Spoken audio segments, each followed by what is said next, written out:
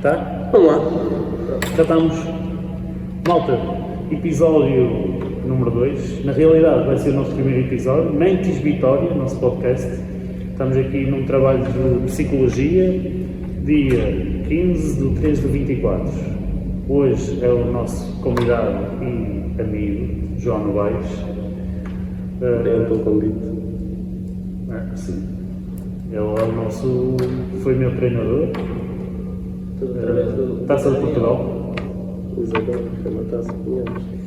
E hoje vamos falar sobre prática deliberada. Vou-vos dar a definição.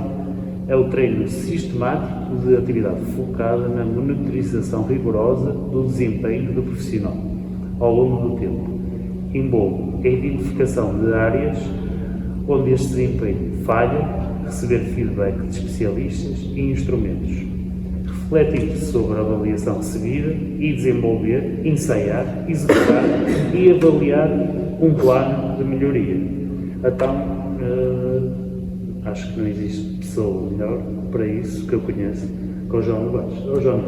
Sim, neste caso, ok, então vou começar pela apresentação. Eu sou personal trainer desde os meus 18 anos, tenho agora 27.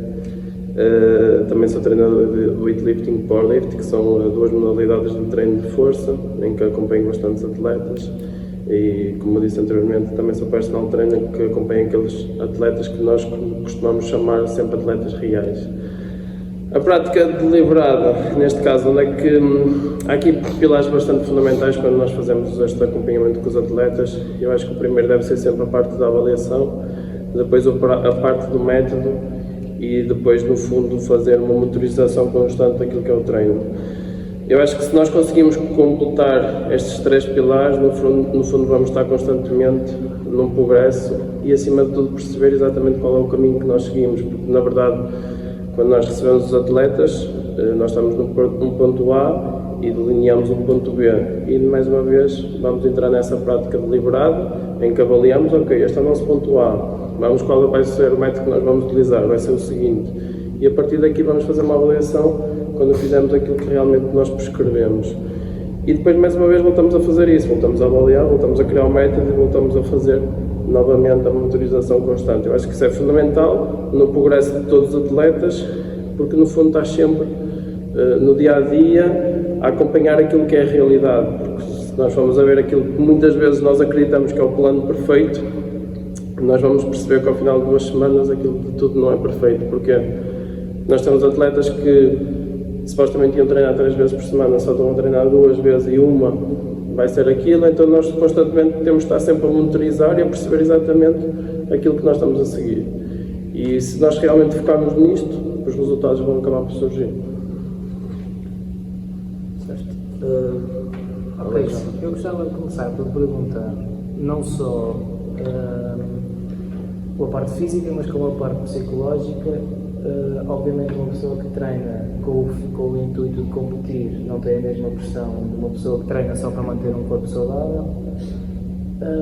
E gostava de perguntar qual é a tua opinião sobre a necessidade de acompanhamento durante o treino, se achas importante, como lidas com isso. Eu posso dizer, antes de ouvir a tua resposta, que eu sou de handball, mas quando era mais pequeno e joguei futebol durante 2 ou 3 anos, eu até aos meus 14 anos eu fui acima do peso bastante.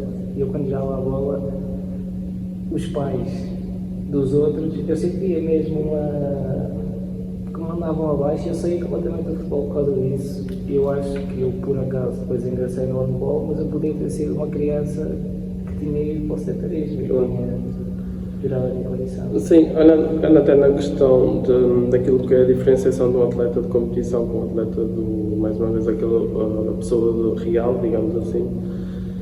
Eu sou muito apologista que, independentemente se nós competimos ou não, eu acho que é importante nós criarmos uma cultura de atleta.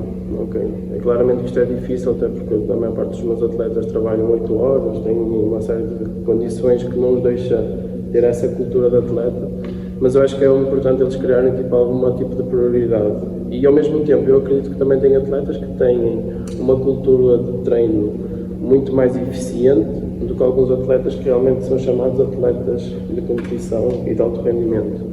Se realmente nós criarmos esta cultura de atleta, ou tentarmos a criar pelo menos, eu acredito na longevidade do atleta, porque no fundo é isso que nós tentamos criar. Nós no fundo queremos que os atletas nos procurem, que treinem connosco e ao longo da vida deles, o treino faça parte da vida deles mesmo. Se nós realmente procurarmos criar esta cultura, vai ser muito mais fácil depois eles, quando nos abandonarem, ou daqui a 20 anos, eles continuarem a treinar, porque já é uma cultura, há uma educação que tu implementaste no atleta, e se realmente tu criares isso, o progresso vai se manter também de forma regular.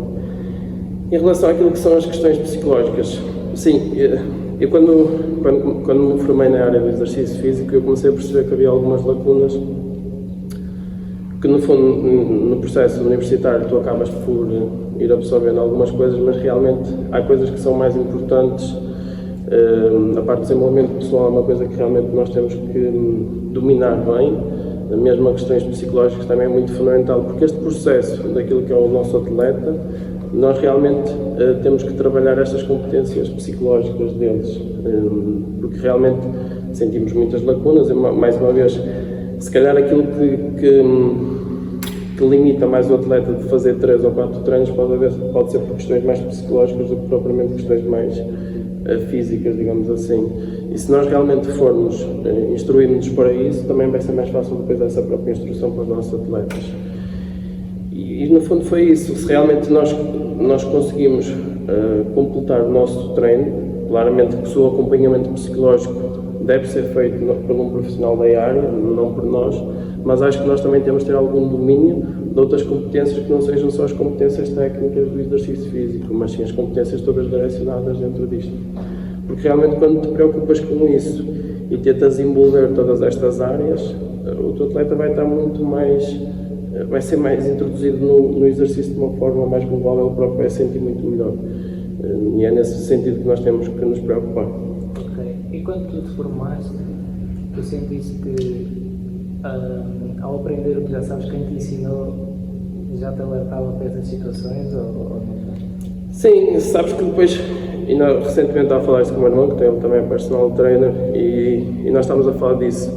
Eu na altura tirei uma formação pós-licenciatura, até mais específica de especialização de personal trainer, e com o passar do tempo tu continuas ainda a dar mais valor a esse formador.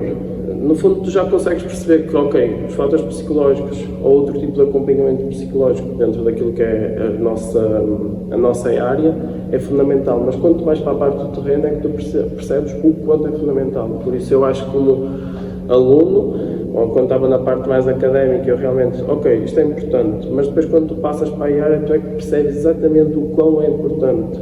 Porque é a experiência do formador que te deu, é a experiência que tu também vais absorver. Sim, sem dúvida, sim, é isso. Porque enquanto... encontrar em certo ponto. Exatamente, porque depois a verdade é que quando tu passas para a parte prática é que realmente consegues perceber a realidade. E teres este domínio de outras competências ajuda-te realmente a ser muito bom profissional. Porque a verdade é esta, nós aquilo que idealizamos e aquilo que nós vemos na parte do exercício do universitário é que nós temos um plano, isto vai ser tudo direitinho, é isso aqui. Tu começas a trabalhar automaticamente com um atleta e tu percebes, ok, eu trabalho 8 horas, ele chega a ferver, ok, supostamente na parte académica diziam-te que tu devias fazer um trabalho de mobilidade, fazes um aquecimento, e ele diz, opá, trabalhei durante 8 horas, eu não estou para fazer trabalho de mobilidade, não estou para fazer, só quero chegar aqui e quero mexer, estás a ver? E tu tens que encontrar um bocadinho, e eu acho que depois o melhor profissional vai ser sempre este, que é aquele que realmente é bom na parte teórica, mas também depois consegue conciliar as duas coisas, ok? E quando tu, ok, e tu pensas assim para ti, ok, isto realmente faz sentido fazer um trabalho de mobilidade, mas tu sabes que ele não vai conseguir manter-se na prática de exercício físico de uma forma constante se tu fizeres esse trabalho.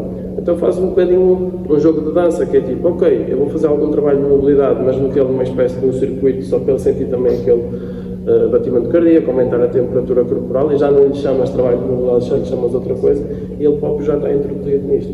Por isso, teres um bocadinho estas competências, este jogo de dança, nunca fugindo daquilo que realmente acreditas, eu acho que é que vai fazer de ti um melhor profissional. Isso é muito importante mesmo. Pode-se dizer então que te moldaste, finalizaste.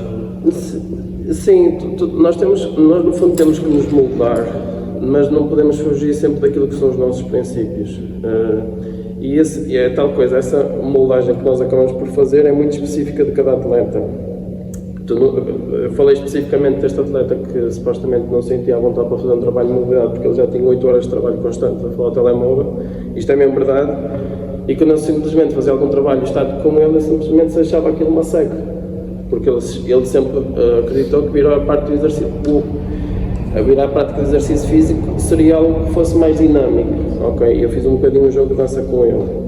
E eu não fugi daquilo que eu acreditava, ele fazia exatamente os mesmos exercícios que eu queria que eu fizesse, mas fiz ali um bocadinho aquele jogo de dança. Era um bom senso. Exato, um bom senso e acima de tudo, e pegando neste atleta ainda, não trabalho com ele agora, ele trabalhou comigo durante 4 anos, mas por acaso eu mantenho um contacto com ele ao final de 5 anos desde o início do nosso trabalho, por isso ele está há 1 ano sem treinar comigo.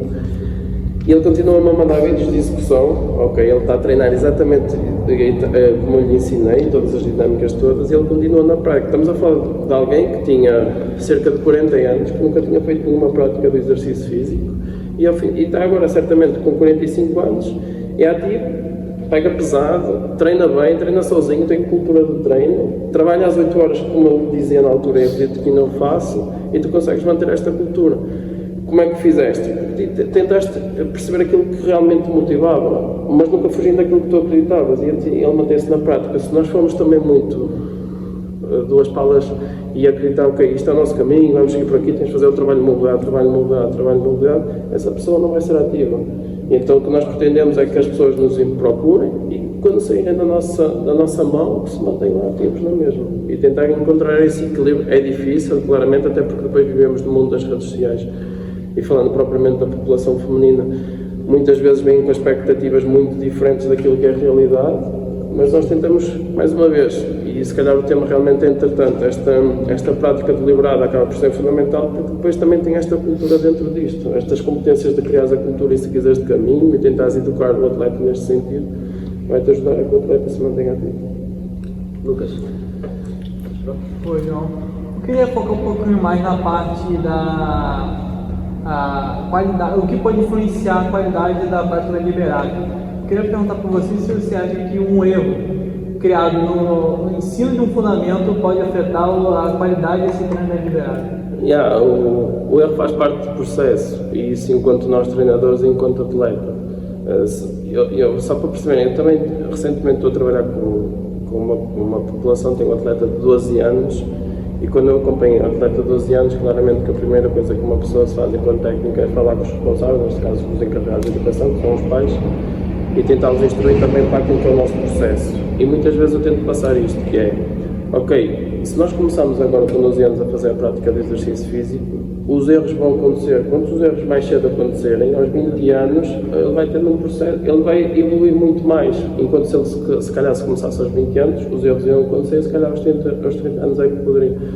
Por isso, nós preocupámos um bocadinho com este processo de, ok, vamos intervir, mais uma vez, os erros, aquilo o fundamental também que realmente podemos trazer é que se nós tivermos monitorização e se fizermos uma avaliação, também percebemos exatamente onde entramos. E nós, enquanto técnicos de exercício físico, também nos fazemos isso.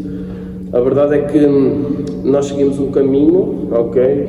Pensando até se formos mais práticos, nós fizermos 3 séries de 6 repetições, o nosso corpo não sabe se, ou melhor, se nós fizermos 3 séries de 7 repetições, a priori não será muito diferente. Mas só o facto de tu motorizaste 3 séries de 6 e criaste este caminho, vamos seguir por aqui. É só naquela coisa de que, ok, se nós seguimos este caminho e ao final do caminho nós avaliamos, vamos perceber se aquilo fez sentido. Se nós fizermos uma coisa muito aleatória, vai nos dar resultados aleatórios.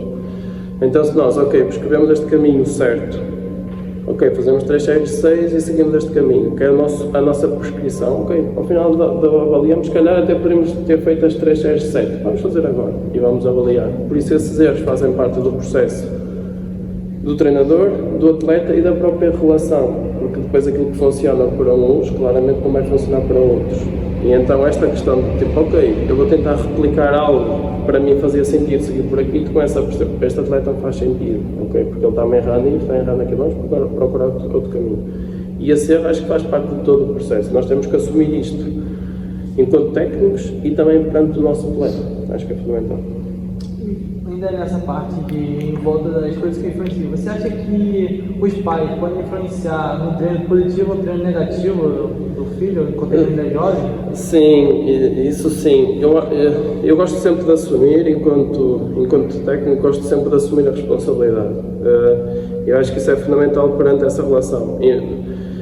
Sem dúvida que o papel dos encarregados é fundamental, porque a verdade é que, pegando neste atleta, ele treina uma vez comigo por semana apenas, e a outra vez ele treina sozinho. Eu não sei exatamente se ele faz aquele treino, mas é um miúdo com 12 anos que os pais, ou melhor, vai ser ele sozinho que vai criar esta rotina de treino. Eu tenho que falar com os pais e dizer exatamente, ok, ele tem um treino para fazer na quinta-feira, tentem criar uma rotina diária daquele dia para que ele faça esse treino, porque a priori os pais que não estão em casa, no meu caso, deixar o filho no centro de estudo, se ele não fizer esse treino, muitas vezes ele pode não fazer esse treino, muitas vezes por culpa dos pais, por isso também introduzir os pais neste caminho acho que é fundamental. Mas mais uma vez, eu não gosto de assumir positivamente ou negativamente a culpa nos restantes, eu gosto sempre de assumir a responsabilidade. Eu acho que nós, enquanto técnicos, temos que criar uma boa relação e também passar estes pontos fundamentais para os pais e para o filho também. Uma observação da minha parte. Engraçado, estamos aqui a falar da prática deliberada. Houve eleições há pouco tempo. E em todas as cartas de todos os partidos, ou todas as bandeiras de todos os partidos, eu não me lembro de nenhum referir a prática de exercício físico e alguém tentar promover isso. E ouço-te a falar, e estás a falar muito bem, e os professores, dentro da faculdade, falam muito que a mudança tem que ser feita por nós. Esta prática deliberada, sim, tem que ser feita por nós. Mas eu até hoje queria que alguém me representasse como uma entidade no governo, estás a perceber? Mas tem que ser nós. Sim. Isso é que o Scott University, que é uma página de partilha de alguns treinos de força do Dr. Aaron, ele basicamente define-se muitas vezes que eu quero acreditar que vou viver num mundo em que os políticos vão treinar. Okay? É um bocadinho neste sentido, que é realmente os nossos políticos não treinam.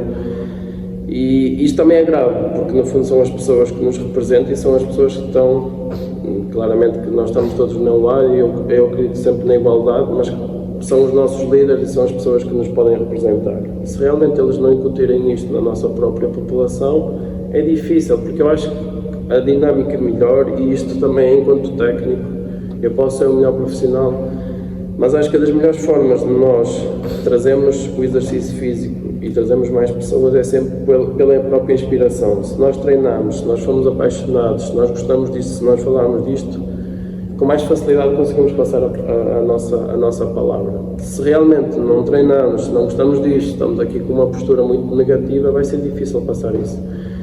E os políticos poderiam ter esta mão, poderiam simplesmente eles ser próprios inspirados, vencer próprios, mas isso já percebemos que nem para o desporto nem para outros muito difíceis. Nós estamos aqui numa mesa de 5 indivíduos, nós adoramos o desporto.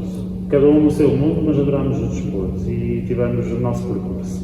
Estranho é que, por vezes, uma pessoa fica-se a questionar até que ponto é que as pessoas nos compreendem, porque qual é um dos maiores problemas aqui na população portuguesa? Obesidade, sedentarismo. Quantas curas, já falámos várias vezes nas aulas, que havia muitas doenças que podiam ser prevenidas através do desporto. Eu acho que pessoas como tu, João, sou sincero, e tu sabes que eu partilho, já partilhei contigo, que a tua paixão devia ser mais repartida e mais representada no país. Só que, por vezes... Sim, mas eu acho que depois as pessoas realmente... Eu acho que nós temos um papel fundamental. Nós, enquanto técnicos de exercício físico, que é trazemos as pessoas para a prática do exercício físico, e se nós não conseguimos trazer, temos que lhes mostrar que isto faz parte da vida deles. Ok? Porque eu tenho a certeza que aquela pessoa que seja obesa, que seja totalmente sedentária, ela percebe, ela sabe exatamente os benefícios disto. Se nós lhes conseguimos trazer e mostrar mesmo, é fundamental. E mais uma vez, eu acho que entra aqui um processo muito de inspiração, muito de educação, para tentar passo a passo, tentar perceber, ok, nunca fez nada durante 40 anos e pegando outra vez naquele atleta que falei há bocado, durante 40 anos fez, eu não lhe disse para ele treinar todos os dias, tipo, ok, nunca fizeste nada durante 40 anos, ok, olha, a partir de agora, segunda, terça, quarta, quinta e sexta, mas aqui, pronto, o que é praticável agora? É treinar 2 vezes por semana, ok, treinamos terça e quinta-feira. E vamos ver, se gostares disto, vamos manter mais vezes. E este processo mais natural também depois ajuda propriamente a que a pessoa se sinta mais motivada. Se nós também formos muito extremistas, porque depois é isso, nós até conseguimos realmente tocar na pessoa e mostrar, ok, isto faz sentido, vamos aplicar, e agora vamos fazer isto tudo. E ela, calma, eu nunca fiz nada durante tanto tempo e agora não como dependendo de cada modalidade, mas normalmente no geral é preciso sempre um progresso. Sim, sem dúvida. E também nenhum atleta no início da época começa logo a treinar todos os dias, a fazer as cargas todas depois de férias. Sem dúvida. Quando vai cabo dele. É isso, sem dúvida. E nós, enquanto técnicos, temos que assumir perante essa responsabilidade. E mais uma vez, eu acho que realmente a responsabilidade. Eu gosto de assumir sempre a responsabilidade perante as minhas coisas e, mais uma vez, temos de ser nós a tentar passar esta educação. E pegando nisto da inspiração, e mesmo quando eu comecei o meu trajeto de personal trainer e começar a dar treinos, eu comecei a aplicar primeiro em mim e mostrar, ok, isto faz sentido para mim. Depois, quando tu também vives aquilo que realmente depois já aplicas nos teus atletas, tu próprio também tens outros pontos que podes tocar, tens outros pontos. A própria pessoa, isto até comparando com um ginásio mais convencional, em que nós somos personal trainers lá e depois podemos estar a treinar lá. Quando nós treinamos perante as pessoas, acreditem que as pessoas estão a olhar constantemente para nós. Nós somos uma inspiração, nós sendo técnicos, as pessoas estão a olhar para nós, por isso nós temos que nos comportar como se fôssemos técnicos e também atletas. Isso é importante, é importante criar essa cultura. Engraçado, hoje a professora na sala de manhã, ela disse walk the walk, talk the talk, e é exatamente isso que estás a transmitir. Eu lembro de uma experiência muito engraçada que me contaste há uns anos, não sei se provavelmente te vais a lembrar disso, que tu pegaste em material e foste ter com um atleta teu, que para ti na altura foi um sacrifício. Sim. Isto é uma cena interessante de trazer. Eu quando comecei a treinar, ou melhor, eu ainda estava a tirar a licenciatura e a primeira atleta que eu tive era um atleta que na altura eu conhecia em Guimarães, que eu vivia em Guimarães. E eu fazia Maia, estudava, jogava futebol na altura e fazia depois Maia Guimarães com uma barra atravessada. Eu trabalho muito com as barras olímpicas, então tinha uma barra atravessada desde a minha mala até o lugar de passageiro. E eu fazia Braga, Porto, Maia Guimarães, e estamos a falar que são 40 minutos de viagem, dava um treino e fazia 40 minutos de viagem. Vamos assumir que seriam 3 horas. E eu simplesmente chegava ao atleta e pedia-lhe só porque ele me pagasse as despesas das viagens e das portagens.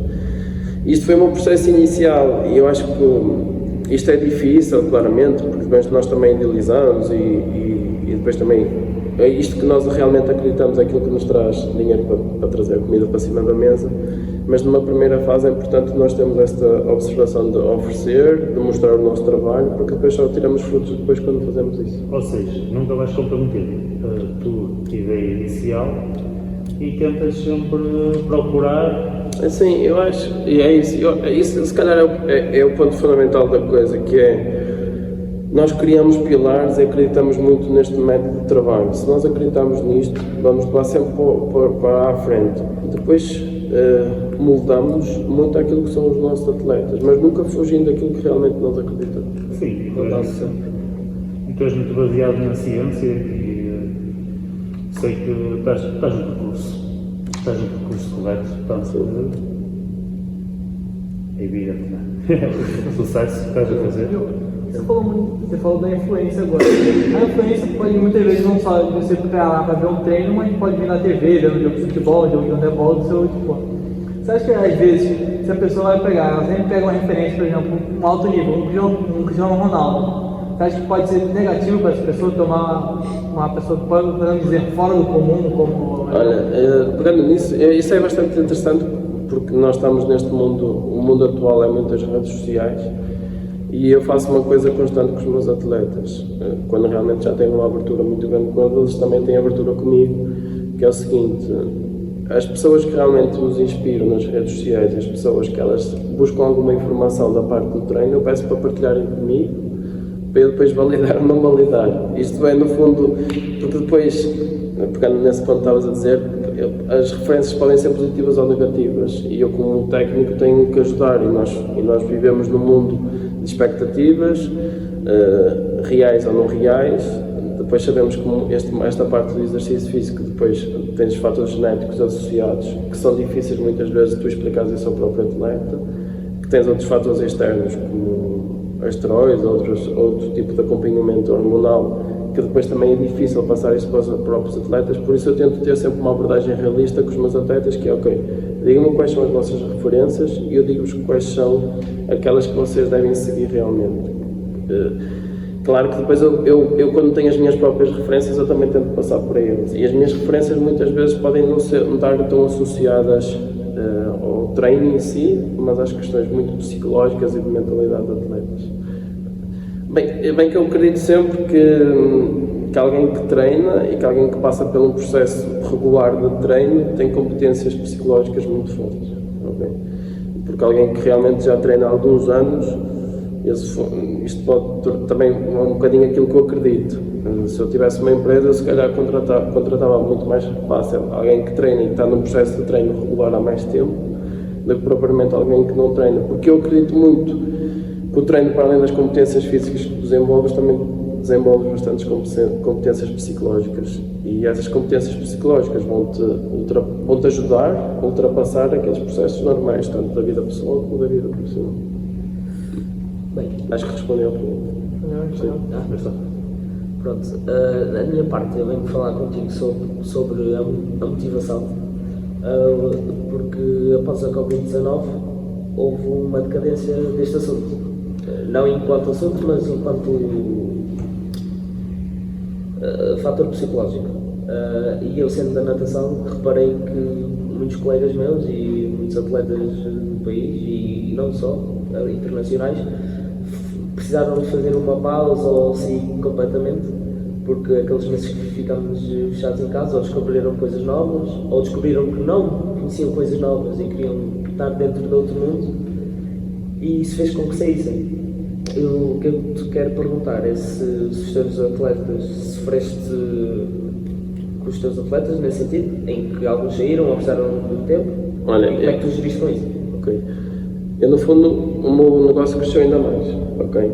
Eu acho que é um bocadinho também isto que acaba por ser importante enquanto nós treinadores, mais uma vez, que é, temos que perceber aquilo que nós controlamos, e quando realmente nós viemos em confinamento, nós percebemos que não há mais nada que eu não possa controlar, não vamos abrir as portas do ginásio outra vez e vamos continuar a trabalho, por isso vamos nos adaptar. E então eu comecei-me a adaptar, como penso que a maior parte dos personal trainers, que depois também cresceram muito nesse aspecto, que é, ok, vamos ver o que é que nós podemos fazer online. E então basicamente eu criei o meu acompanhamento online e curiosamente ainda hoje continuo a fazê-lo, porque adaptei-me mais uma vez e tentei intervir nesse aspecto. E então basicamente eu tive mais pessoas a procurarem-me nesses moldes. Quando as portas abriram novamente dos estabelecimentos, dos ginásios, esses próprios atletas começaram a trabalhar comigo presencial. Por isso eu acho que nós temos que perceber aquilo que realmente nós conseguimos controlar e a partir daí adaptarmos aos tempos em que nós estamos. Aquilo que é em relação à motivação, claramente que tivemos atletas que não se sentiram tão motivados, até porque depois havia essa questão que, tipo, em casa, isso acontece algumas vezes, que é o facto das pessoas saírem de casa e irem para o ginásio, elas basicamente entram no carro e já não dá para voltar para trás. Okay? Se o ginásio for a garagem, elas estão a descer as escadas e depois lembram-se que têm que fazer uma coisa na cozinha e de repente já não vão para o ginásio.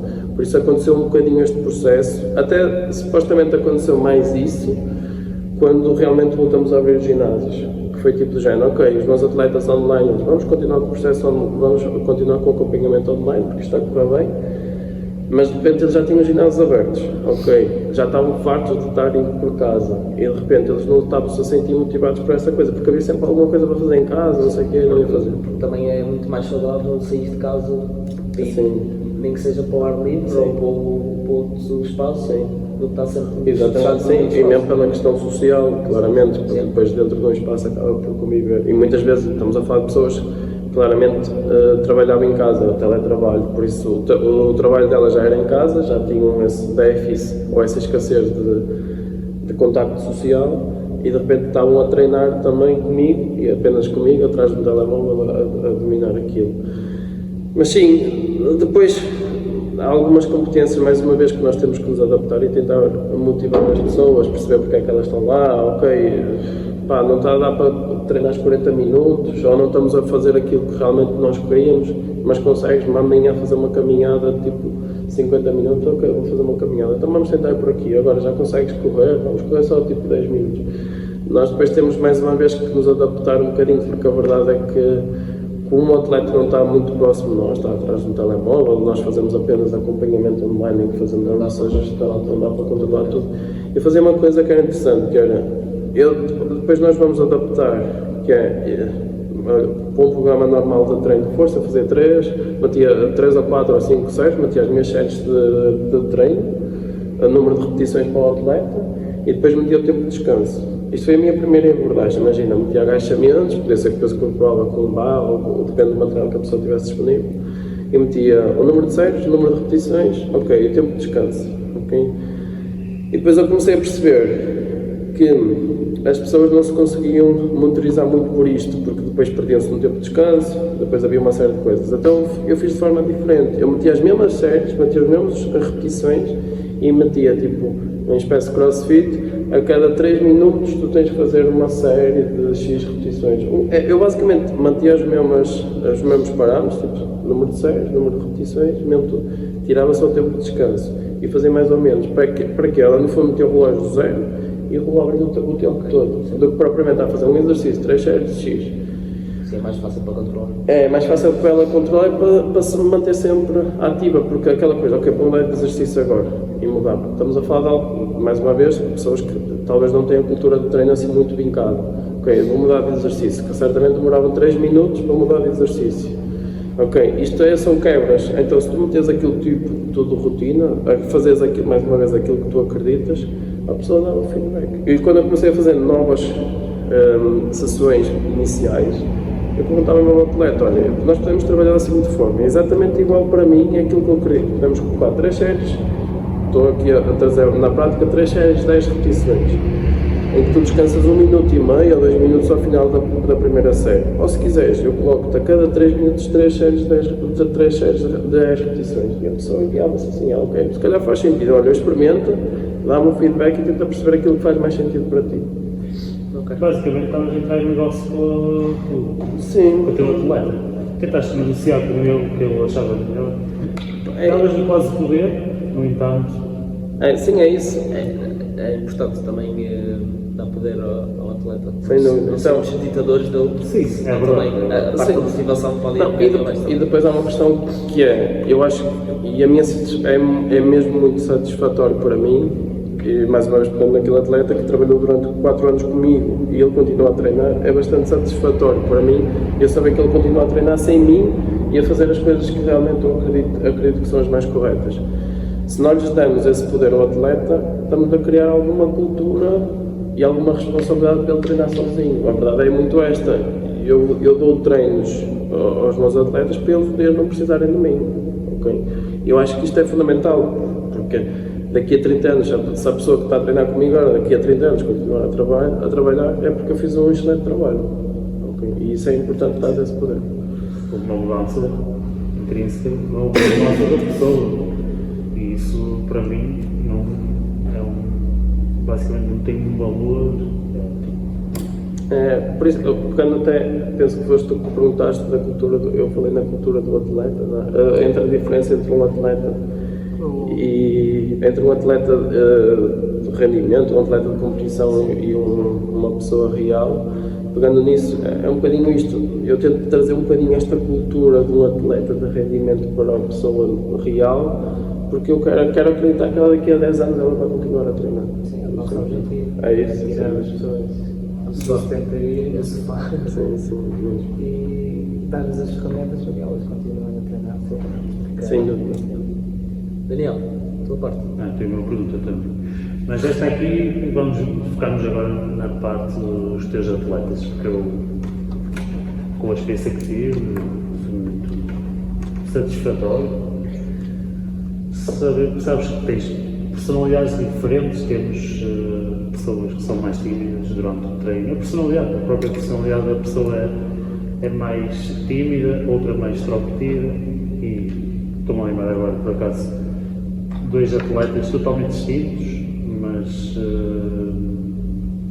que tiveram uma taxa de sucesso muito grande. No entanto, são pessoas muito distintas, mesmo durante o treino, a pressão que sofrem antes da competição. Lembro-me que um deles estava a pedir gomas durante a competição e a meter conversa com os outros atletas, enquanto o outro estava no seu canto. Ou seja, são vincados diferentes, distintos. Como é que tu fazes essa gestão? São atletas totalmente diferentes, no entanto, pertencem à mesma equipa. Sim, imagina, eu acho que nós temos que, mais uma vez, avaliar e perceber qual é a personalidade do atleta. E depois perceber aquilo que pode ser o papel do treinador para melhorar o desempenho desse atleta. Okay? Então, no fundo, eu tento perceber o que é que faz sentido, como é que aquele atleta é. E há atletas que realmente, principalmente em competição, muitas vezes podem ser do berro e simplesmente vai e tu gritas e aquilo realmente ajuda o próprio atleta a levantar mais carga, que é o pretendido em competição.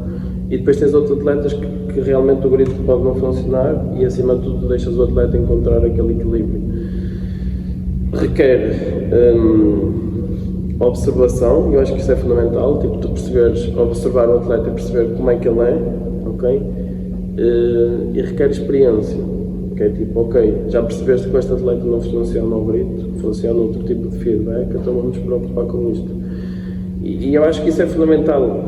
Quando realmente olhamos para o desempenho dos nossos atletas, isso direcionado para a parte da competição, eu acho que nós realmente temos que observar, avaliar aquilo que é os nossos atletas e depois fazer tipo uma espécie de uma experiência. Ok, já percebi que o berro não dá porque ele não sente à vontade. Eles próprios, se tu borrares, eles próprios sentem quando é que faz sentido borrar ou quando não faz sentido borrar. Ou quando atletas, há certas coisas que tipo, isto acontece também muitas vezes no acompanhamento presencial, há pessoas que até podem se sentir mais confortáveis com o toque, há outras que não podem sentir como tu percebes, tipo, as pessoas podem não te dizer, mas tu percebes quem é que se sente mais confortável com as X coisas. Por isso eu acho que é importante observar e experienciar e a partir daí já sabes alinhar bem as coisas. Engraçado. Estou-me a lembrar de outra experiência que tu me contaste que tiveste durante um treino, que a pessoa estava a fazer uma série, eu penso que era peso morto, já não tenho a certeza. E a pessoa, na altura, tu cometeste um erro fatal de... Lembras-te? Deitei lá para fora, tipo assim. Não, a pessoa estava a treinar e observou que tu estavas a comer. Ah, sim. Lembras? Sim. Há pessoas que são muito sensíveis a isso, por isso, por exemplo, para mim, eu como atleta, não me ia afetar nada, que o meu treinador tivesse a comer uma banana, não fosse o que fosse. Aí o interessante mesmo é que eu lembro de começar o treino e estava a comer tipo acho um pão, ok? E depois no final de dar o treino a esse atleta, foi isso que contei, eu estava a comer uma maçã, mas tipo, eu estava a comer um pão tipo, escondido quase atrás da recepção, em que supostamente o atleta nem teria grande liberdade para ver. A cena é que eles observam tudo. Eu acho que isto é mais uma vez, falei aquilo há bocado que é a inspiração. Nós, tipo, os atletas absorvem tudo que nós fazemos. E então estava a pegar nesse ponto exatamente, que é tipo, antes do treino estou a comer um pão escondido, depois do treino estou a comer assim uma maçã e a atleta chega tipo perante mim e diz, porra, tu comeste um pão, um bocado, tipo, e agora estás a comer uma maçã. Eu falo, estava escondido, está? Porque há vários sensores a ser trabalhados. Enquanto nós pensamos como professores, que eles estão a fazer, faz 5 repetições e, ok, o atleta está super concentrado naquele momento, naquele exercício e, no entanto, os sensores estão tão ativos naquele momento que conseguem captar quase tudo. Não, e depois a cena realmente interessante, essa parte mais sensorial que tu possas, que estamos a falar, é que depois há atletas que são muito mais de ver a execução e há atletas que são muito mais de falar. E então, quando realmente passas para a parte prática e há atletas que de repente tu só executas e eles não apanham absolutamente nada, tu tentas replicar agora, não dá. E é esse mesmo atleta, se tu falares, ele é muito mais, com o toque também muitas vezes, Eu tento, o toque acaba por ser fundamental. Como eu faço o acompanhamento online presencial, o online, a sessão online da personal trainer acaba por ser mais difícil nesse aspecto. Necessitas muito mais de te esforçares nas cues, nas cenas de dicas, que é abre o peito não está a funcionar. Enquanto que o presencial tu dizes abre o peito, chegas lá, não tocas no peito, mas tocas nas costas para melhorar a posição e aquilo até funciona, porque no fundo é tipo um SOS o toque, ok? Quando estamos a trabalhar online é tipo abre o peito, não está a funcionar, mostra a t-shirt para a frente, não está a funcionar. Olha, imagina que tens pessoas à tua frente a ver, isto é o que eu utilizo regularmente, tens que arranjar dicas diferentes para tentar ter um resultado daquilo que tu pretendes. Enquanto que o presencial realmente estás na questão de tipo, ok, abre o peito, não está a funcionar, estás a ver o que eu estou a pedir, tocas nas costas, ok, já percebi, é o SOS e aquilo funciona muito bem. Engraçado. Este episódio está-me na cabeça, não sei porquê. Nós tivemos aqui um atleta, naqueles meetings de sábado que nós fazemos, que o Snatch estava a correr muito mal, para o Snatch. E ele disse, vou tirar as sapatilhas e vou pôr um chinelo. E meteu os chinelos de piscina. E ele fez o Snatch. Fez o Snatch. Não fez o Snatch, eu estou agora, eu lembrei-me disso, porque eu nunca o tinha visto tenso. E o efeito de ele ter posto o chinelo, toda a gente se riu à volta dele e criou o ambiente que ele queria. Eu senti que estava aquele ambiente e deixou de estar pesado. Sim. E para ele, eu não sei se aquilo me motivou ou não, mas aquilo foi. É engraçado porque é um atleta que nunca está tenso, de repente vê-se tenso. Ele criou aquele momento. O ambiente que pretendia, que era para poder se superar. Assim, e é isso que nós, treinadores, temos que observar para que depois, quando estivermos no processo competitivo, mesmo ser o treinador a mandar uma piada, porque sabes que esse ambiente é familiar para ele. Enquanto para outros atletas, tu mandas uma piada, claramente que a pessoa nem se vê porque não te ouviu a piada sequer. Por isso é importante nós observarmos principalmente a prática do treino e perceber qual é o ambiente que a pessoa se sente mais confortável para quando chegares à plataforma principal, saberes o que fazer, como intervir, o que te dizeres. Isso é muito importante, sem dúvida. Pronto, eu acho que é isso, não é? Sim, obrigado, João. Obrigado. Conversa super agradável. E acho que, pelo menos da minha parte, já fiquei a aprender muita coisa. João. Obrigado. Obrigado. Obrigado. Obrigado. Tchau.